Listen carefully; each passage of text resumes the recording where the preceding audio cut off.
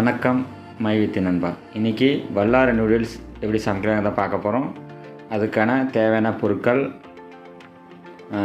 வெங்காயம், முட்டைக்கோசு, carrot, beans, குடமிளகாய், கருவேப்பிலை, இஞ்சி பூண்டு பேஸ்ட்டு, மஞ்சத்தூள், மிளகாத்தூள், கரம் மசாலா, சிக்கன் மசாலா, மிளகுத்தூள்.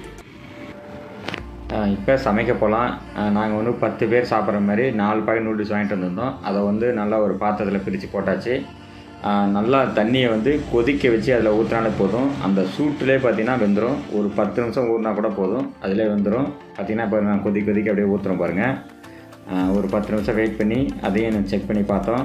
பார்த்திங்கன்னா நல்லாவே வெந்திருக்கு. ஓகேங்களா, நல்லாவே பார்த்தாலே தெரியுது உங்களுக்கு.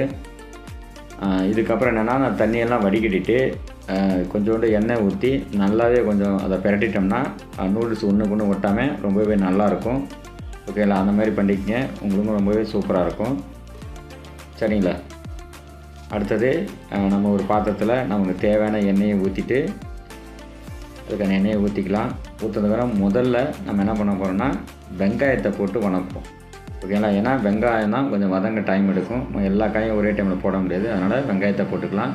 வெங்காயத்தை போட்டு நல்லா வந்து வதக்கலாம். ஓகேங்களா, ஏன்னா வெங்காயம் வந்து பார்த்திங்கன்னா நல்லா வதக்கும் போது பார்த்திங்கன்னா கொஞ்சம் கலர் சேஞ்சிங் வரும். சேஞ்ச் வந்தோடனே நம்ம அடுத்தடுத்த வந்து காயை போட்டு வதக்க ஆரம்பிக்கலாம். ஓகேங்களா.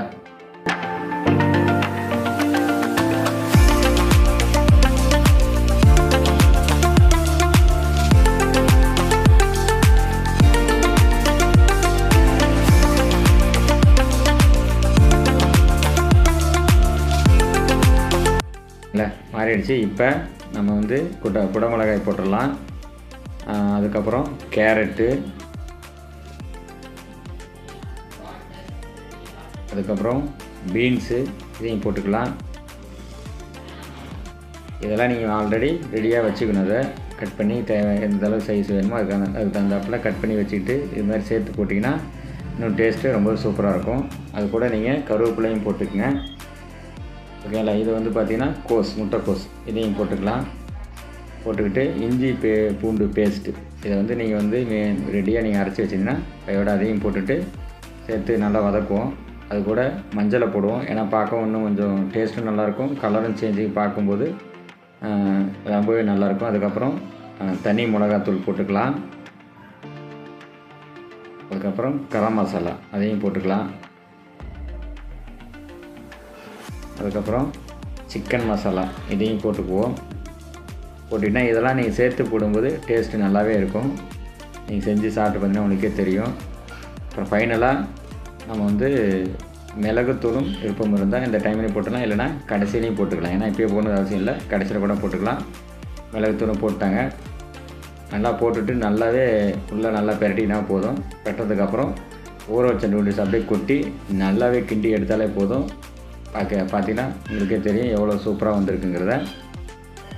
பாருங்கள், நல்லா வந்து பிரட்டி எடுக்கிறோம். அதுக்கு மேலே லைட்டாக வந்து மல்லி கொஞ்சம் போட்டுடலாம், கொத்தமல்லி கொஞ்சம் போட்டு தூவிட்டு நீங்கள் நல்லா பிரட்டினா டேஸ்ட்டு வேறு லெவலில் இருக்கும். ஓகேங்களா, நல்லா பிரட்டி எடுத்துக்கலாம்.